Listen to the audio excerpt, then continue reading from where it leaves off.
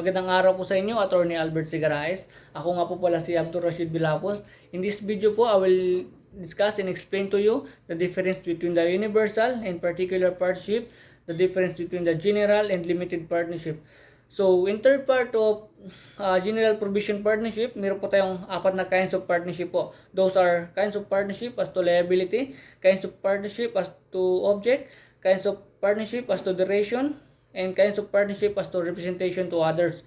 So, but focus lang po sa sa dalawa, sa una at sa pangalawa kong nabanggit, which is yung kinds of partnership as to object and kinds of partnership as to liability. So, kinds of partnership as to object, meron po tayong dalawang kinds po. So, the first kind is called universal partnership, and the second kind of partnership is particular partnership. So, sa universal partnership po, meron po tayong dalawang klase. Ito po yung universal partnership of all present property and universal partnership of profits.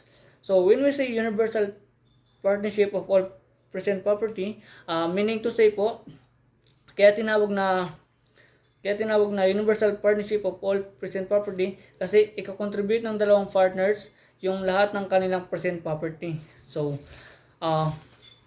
what properties which shall belong to the common fund po? So, dito po mayroon po tayong tatlong binanggit. Properties belonging to the partners at the time of the constitution of the partnership.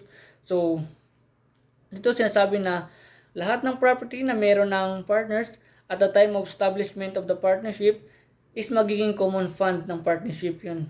So, yun po. Halimbawa po, may truck yung isang partner at the time of establishment of the partnership. So, magiging common fund nila yung magiging common fund ng partnership yung truck.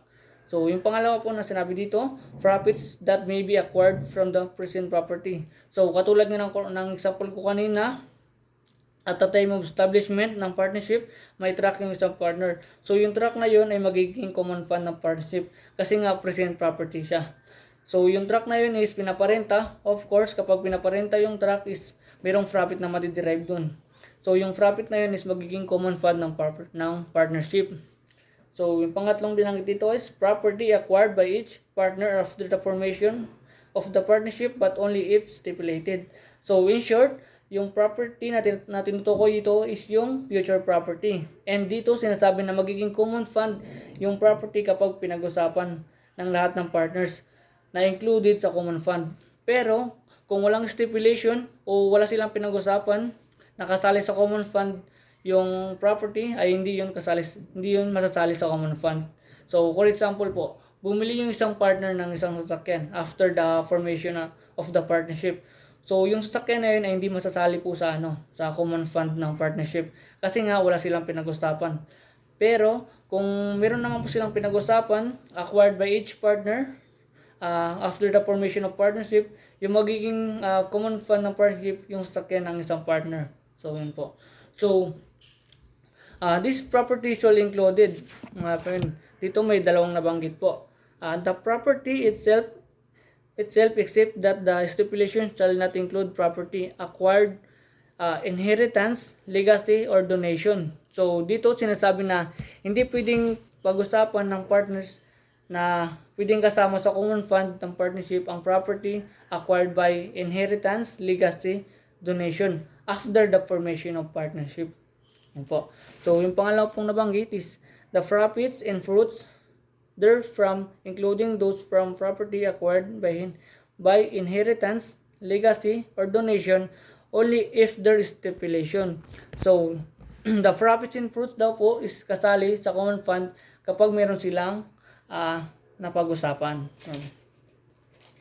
So, proceed po tayo sa universal partnership of profits. So, this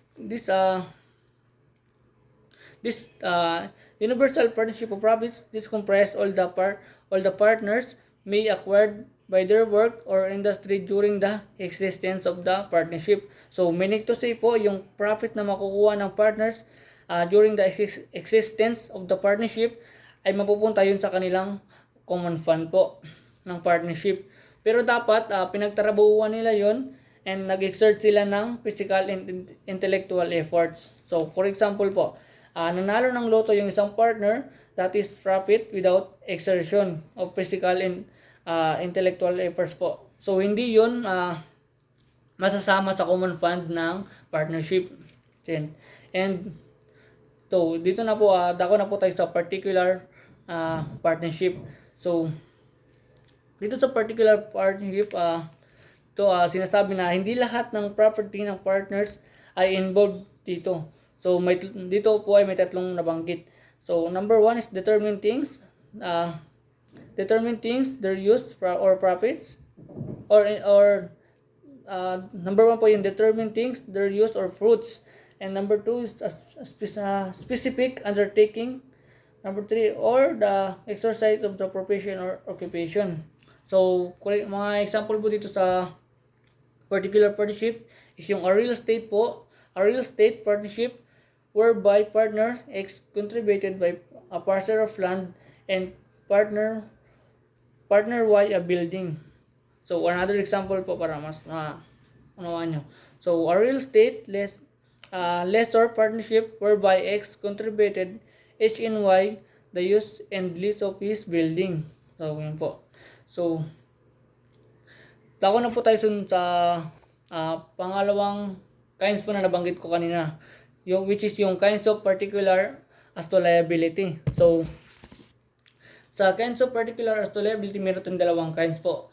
The first kind is yung general partnership and the second kind is limited partnership. So sa general partnership po, it is a partnership po where all the partners are general partners. So dito, sinasabi na lahat ng partners sa general partnership ay general partners na kung saan ay liable up to their separate property po.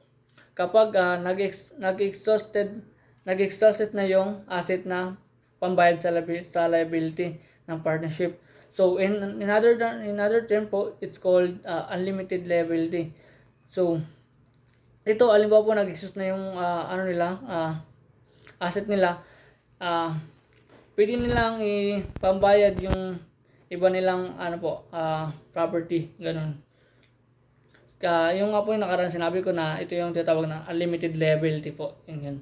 So dito naman po sa limited partnership, it is a partnership where there is at least one general partner and at least one limited partner. So dito sinasabi na kailangan mayroong at least one general partner po to protect the third person para mabayaran yung utang ng partnership sa kanila after the partnership assets have been exhausted po.